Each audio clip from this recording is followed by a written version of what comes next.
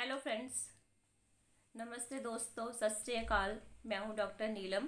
आज हम बात करेंगे सिरोसिस के बारे में। सिरोसिस जो कि लिवर की सीरियस कंडीशन होती है।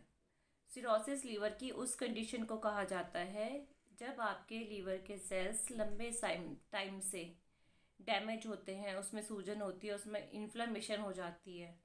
तो जब उस डैमेज की वजह से लीवर के काम पर असर आ जाता है, मतलब लीवर जो नॉर्मल फंक्शंस करता है बॉडी में, अब वो नॉर्मल फंक्शंस जो है नहीं करता, तो इसी को सिरोसिस कहा जाता है। सिरोसिस में आगे जाके जो कॉम्प्लिकेशन आती हैं वो आपका लीवर फेलियर, जिसको कि एंड स्टेज लीवर डिसीज भी कहा जाता है, या फिर लीवर कैंसर में कन्वर्ट हो जाती है। जो सिरोसिस है उसको कंपेंसेटेड और डीकम्पेंसेटेड भी कहा जाता है। कंपेंसेटेड सिरोसिस में आपका लीवर जो है कुछ हद तक अपने आप को मैनेज करने की कोशिश करता है, मतलब लीवर जो है वो बॉडी के फंक्शंस कहीं ना कहीं जो है वो करता रहता है, फिजियोलॉजिकली कोशिश करता है उसको पूरा करने की। डीकम्पेंसेटेड में ये होता है कि जो लीवर है वो जो अपने नॉर्मल फंक्शंस हैं वो बिल्कुल ही करना जो है बंद कर देता है।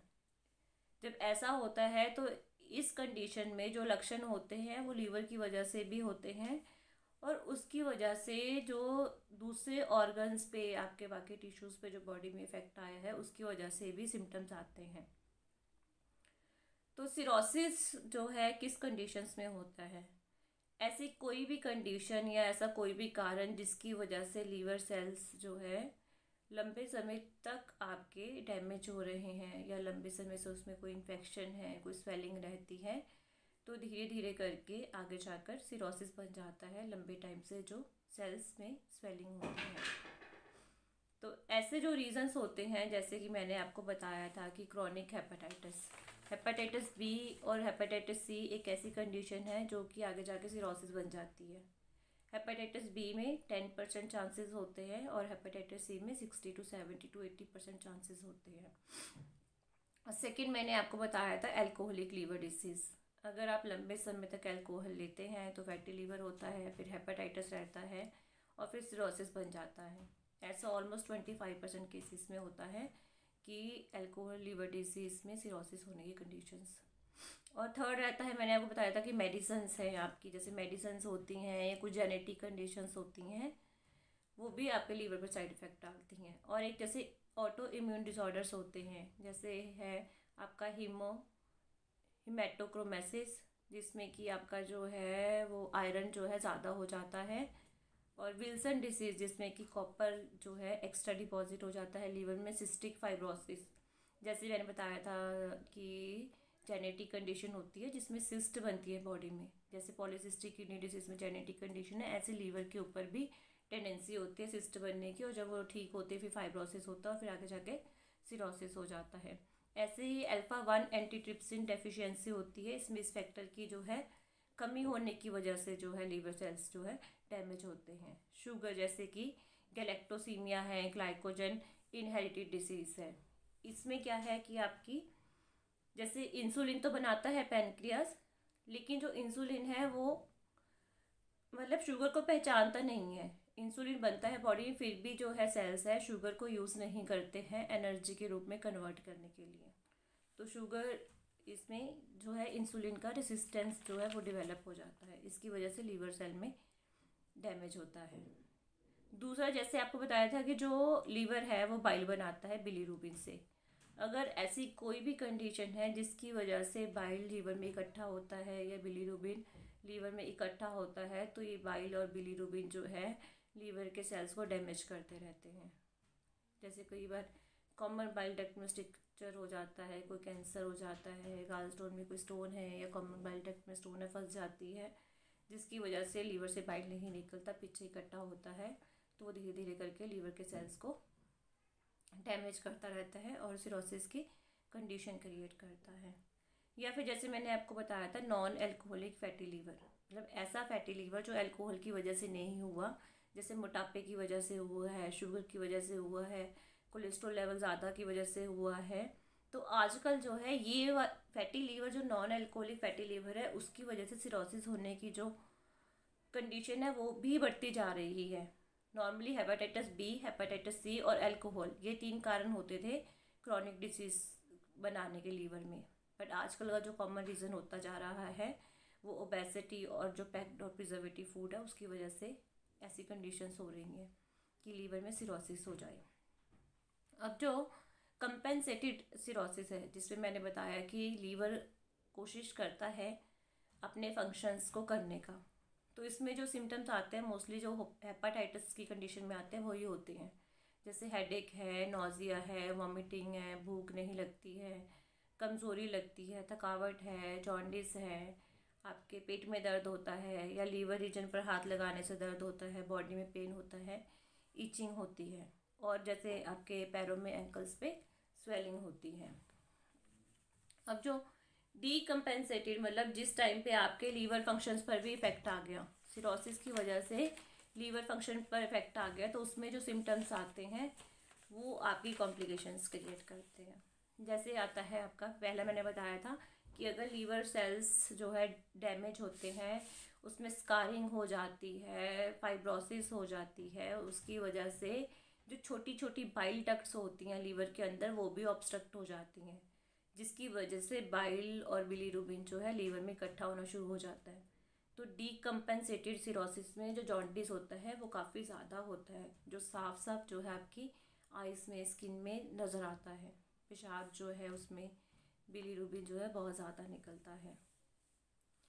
और सेकंड है कि जब आपकी जो सिरोसिस, स्कारिंग, फाइब्रोसिस मतलब ये जो सेल्स डैमेज होते हैं उसकी वजह से छोटी छोटी जो ब्लड की वेसल्स होती है लीवर के अंदर वो भी ब्लॉक हो जाती हैं, क्योंकि इतना ज़्यादा लीवर आपका ख़राब हो चुका है कि उसका असर जो है ब्लड वेसल्स पर आ गया।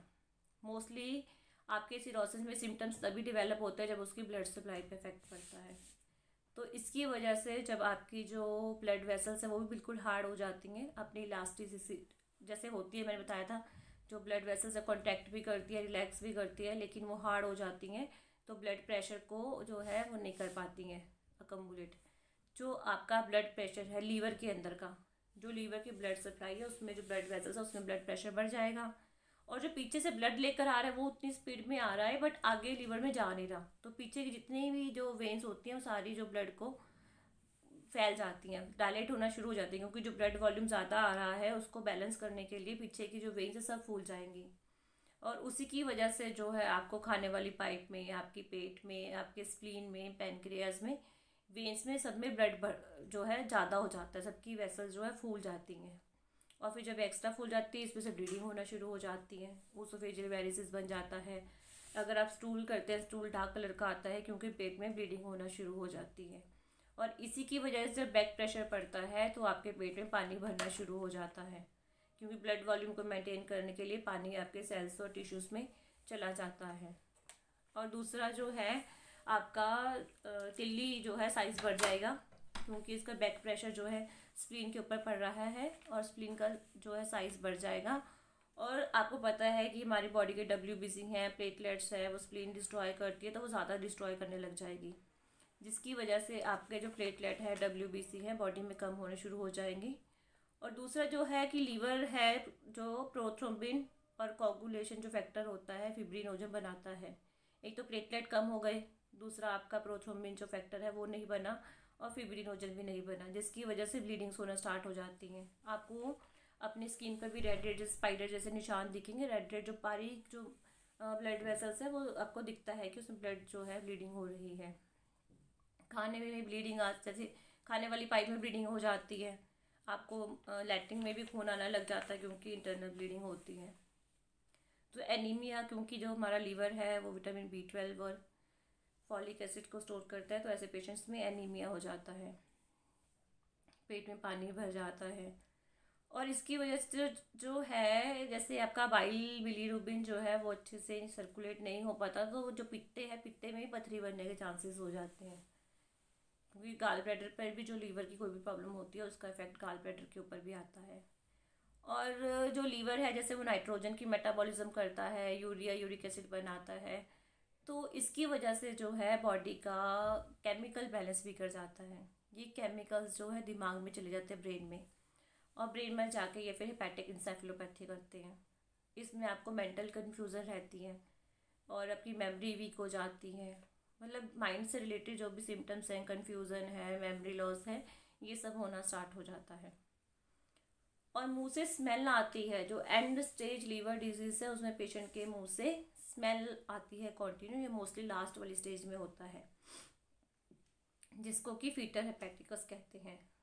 और इंसुलिन रेजिस्टेंस डेवलप हो जाता है, क्योंकि शुगर की मेटाबॉलिज्म लीवर करता है और फिर इसकी वजह से शुगर पे भी इफेक्ट आ जाता है। और यही प्रॉब्लम जब आपकी बढ़ती है तो आगे जाके लीवर कैंसर में कन्वर्ट हो जाती है और एंड स्टेज लीवर डिजीज मतलब लीवर फेलियर हो जाता है आपका। इसकी वजह से आप वैसे तो आप टेस्ट अगर करवाते हैं ना रूटीनली, तो ये आपको अर्ली डिटेक्ट हो जाता है।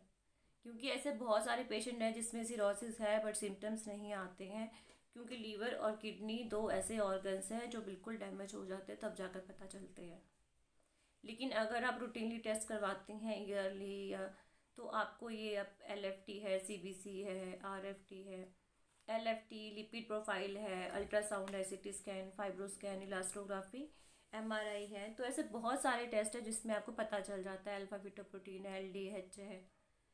अब प्रिवेंशन इसका यही है कि आपका लीवर जो डैमेज हुआ है वो लंबा टाइम, लीवर सेल्स जब डैमेज हुए तभी तो हुआ ना लीवर डैमेज। जब उसके सेल्स डैमेज हुए तो लीवर ने काम करना बंद कर दिया। इसका मतलब आपने लीवर के ऊपर बहुत एक्स्ट्रा लोड डाला कि वो काम करके इतना एग्जॉस्ट हो गया कि उसने काम करना ही बंद कर दिया।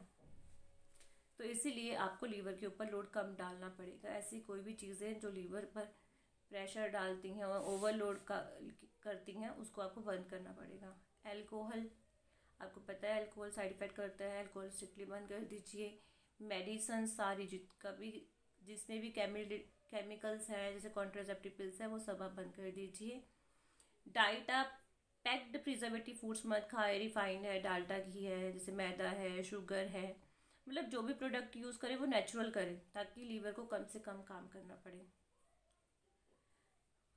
और आप जो है ताज़ी हवा में बैठें, माइंड जो है बिल्कुल खुश रहें, टेंशन स्ट्रेस दूर रखें।